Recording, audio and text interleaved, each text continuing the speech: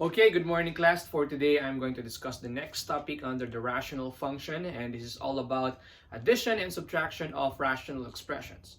Now, as we all know, rational expressions are in the form of a fraction.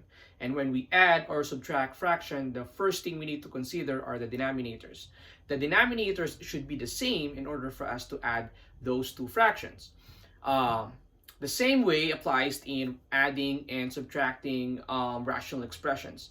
We need to consider first the denominators. The denominators should be the same. If they are already the same or identical, so we can simply add the exponents. So first, I will give you examples of adding and subtracting rational expressions that have identical denominators, like in number 1. So in number 1, we have x squared plus 3x minus 2 over x minus 2 plus negative x plus 5 over x minus 2. Now, since the denominators are the same, we will just copy the denominators and perform the operation in the numerator. So it's x minus 2.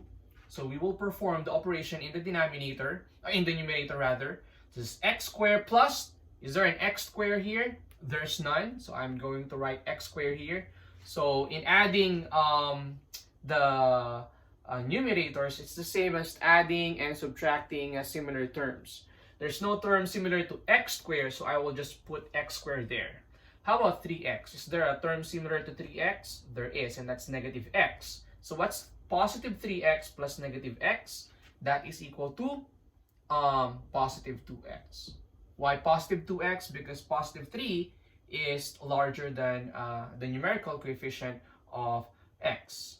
And then we have negative 2 plus 5. So negative 2 plus 5, that will give us positive 3. Okay?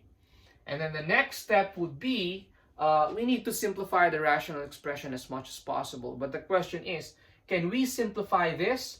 Now, to answer that question, we need to factor out the numerator. The question is, what are the factors of 3 that when we add the answer is positive 2? So the only possible factors that we can have to 3 are both positive, because the middle term is positive. So we will choose 3 and 1. 3 times 1, that will give us 3. But is 3 plus 1 equal to 2? No, 3 plus 1 is equal to 4. Okay? So therefore, this is not factorable. We cannot factor the numerator, and the denominator also cannot be factored out. So this will be our answer in the first problem. Okay? How about the second example? Again, this is going to be easy because the denominators are the same. But the operation here is subtraction. So first, I'm going to write the denominator because they are identical. I will just put x there. And then the operation this time is subtraction. So I'm going to copy this, negative 3x plus 2. Now take note that this is minus, and we have here an expression. So be careful if this is an expression, because something will happen to the signs of x and negative 4 here simply because our operation is subtraction.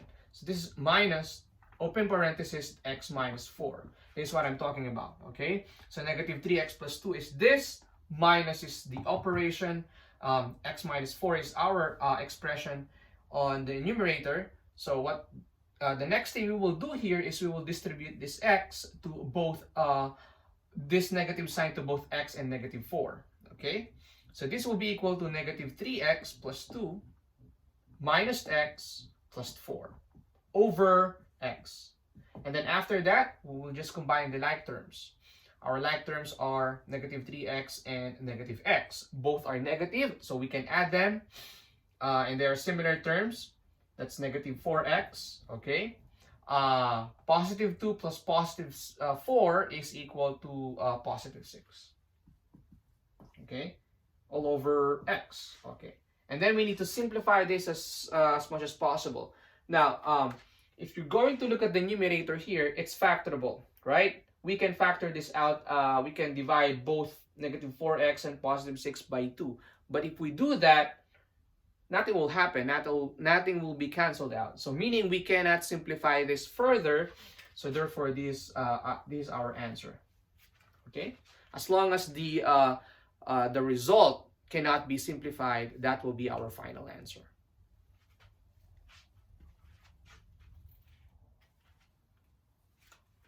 Okay, so let me give you more examples. Still, the denominators are the same, but this time, let's see what will happen in the result if we can simplify them or not, just like in the previous example. So let's see if we can simplify the result.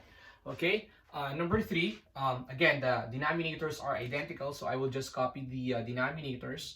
10x raised to 3, 11x minus negative 9x, both are similar terms, so we can combine them.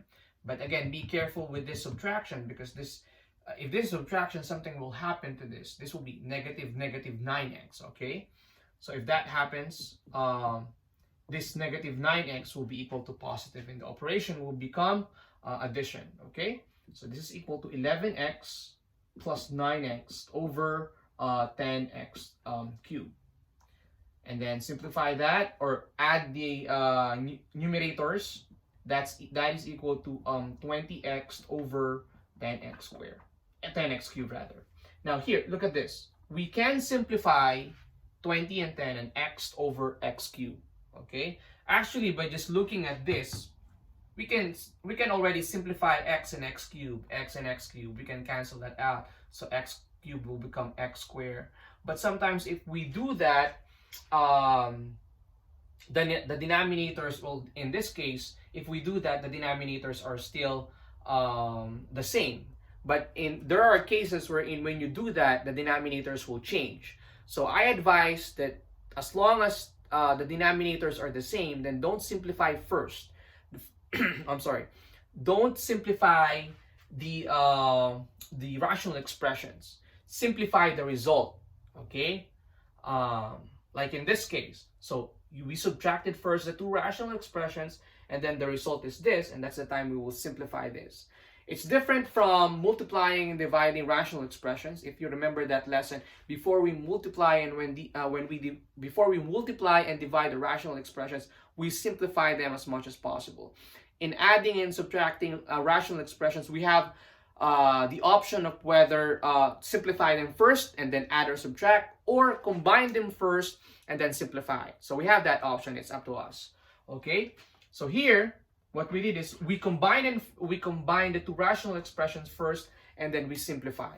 So 20 divided by 10, we can simplify that. That's equal to 2 in the numerator. X over x raised to 3, since x raised to 3 is larger than x, what I will do is I will cancel this 1x here, or subtract 3 minus 1, and that will give me x squared.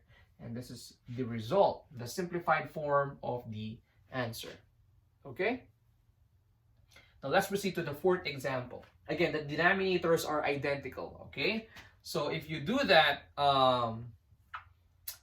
if you answer this, the first thing you're going to do is copy the denominators. They are identical. Okay?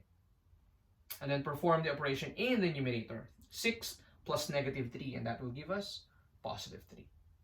Now, if you're going to look at this, the denominator can be factored out. And when we factored out the denominator, you will notice that the GCF of 3x and 9 is 3. So we can cancel this 3 in the numerator. So we will do that to simplify this. So GCF of 3x and 9 is 3. 3x divided by 3 is equal to x. Negative 9 divided by 3 is equal to negative 3. Okay? So we will cancel this 1, 3, and nothing left in the numerator. That means it's 1, not 0. Okay?